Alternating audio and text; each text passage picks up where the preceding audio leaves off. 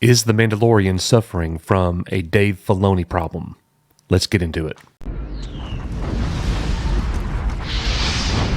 Echo 3 to Echo 7. On nobody. 3-8.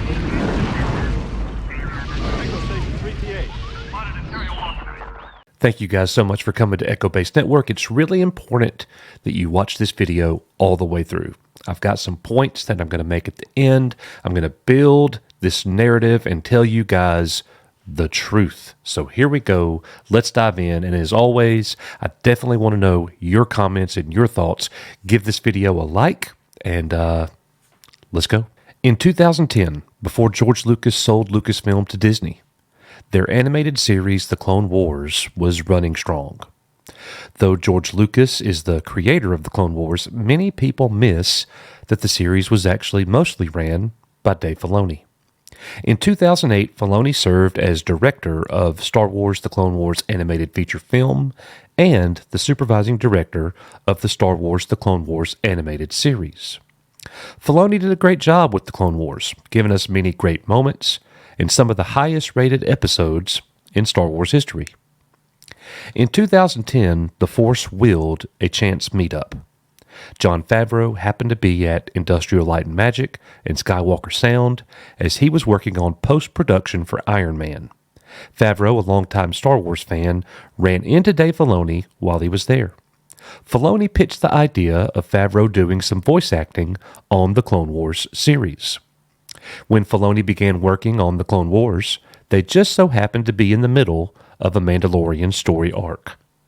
Favreau was given the responsibility of voicing character Pre Vizsla, a Mandalorian warrior who was a descendant of Tar Vizsla and the leader of a terrorist organization known as Death Watch.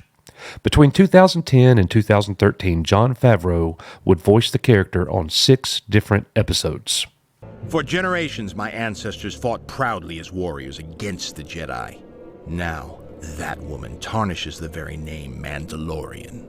Now, fast forward 6 years. George Lucas has sold Lucasfilm to Disney. J.J. Abrams and Rian Johnson directed the Star Wars sequel trilogy, which most consider an enormous failure.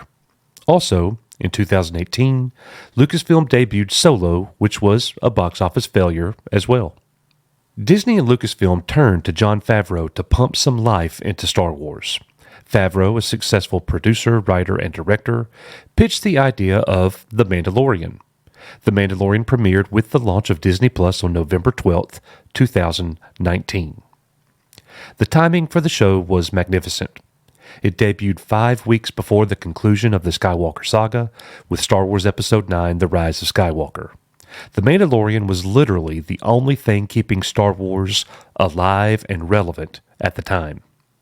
Season 1 got off to a great start. The first 4 episodes averages an 8.4 over on the International Movie Database, and the show continued to improve and get better as it went on. The second season for The Mandalorian premiered on Disney Plus on October 30th, 2020, and ran until December 18th, finishing with Chapter 16's The Rescue, which featured the return of Mark Hamill as Luke Skywalker and gave Star Wars fans a major reason to have hope again. But something happened before the debut of Season 2. Lucasfilm very quietly promoted Dave Filoni in May of 2021.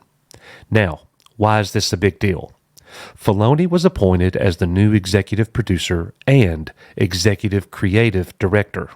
What this means is that he is no longer someone who is just assisting Jon Favreau on the Mandalorian series. Now, he's actually in charge.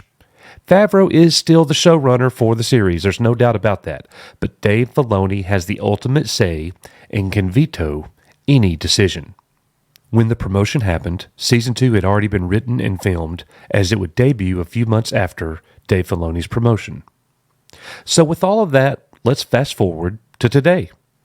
The Mandalorian Season 3 debuted 4 weeks ago. It currently has the lowest rating after 4 episodes that the series has had so far, with an overall 7.7. We are also getting reports that viewership is way down on the series. Think about the story arc that we're getting. Everything is about Mandalore, their culture, Bo-Katan, the Mythosaur, the Mandalorian creed and redemption, training foundlings on the beach. The story has gone a direction that's totally different from anything that they've done before. Seasons 1 and 2 of The Mandalorian was about a bounty hunter who decided to protect an innocent and special child. Eventually, the story evolved, trying to get the child back to his people. Now, none of that story has really any meaning for what is happening in Season 3. It almost feels that the titular character of The Mandalorian has been replaced. The character of Din Djarin has been thwarted and replaced by a more important character to the history of Mandalore, Bo-Katan. Why has so much change happened? Maybe, just maybe, it's because Dave Filoni is now carrying out his duties as executive creative director on the series. When the previous seasons were being planned, he didn't have that title. Now he does. If you think about it, it makes perfect sense. So much Mandalore, so many Clone Wars tie-ins. Maybe Jon Favreau even feels a bit of nostalgia with the new direction pitched by Filoni, taking him back to his days voice acting pre-Vizsla 13 years ago.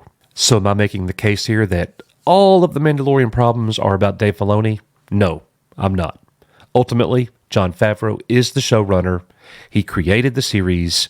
It's his bed. He has to make it. But I do have to wonder what kind of influence and impact Dave Filoni has had with his new-ish position at Lucasfilm. Definitely something to think about. Thank you guys for watching the video. Let me know in the comments what you think about it. We are You Are Echo Base Network, and we'll see you guys on the next one.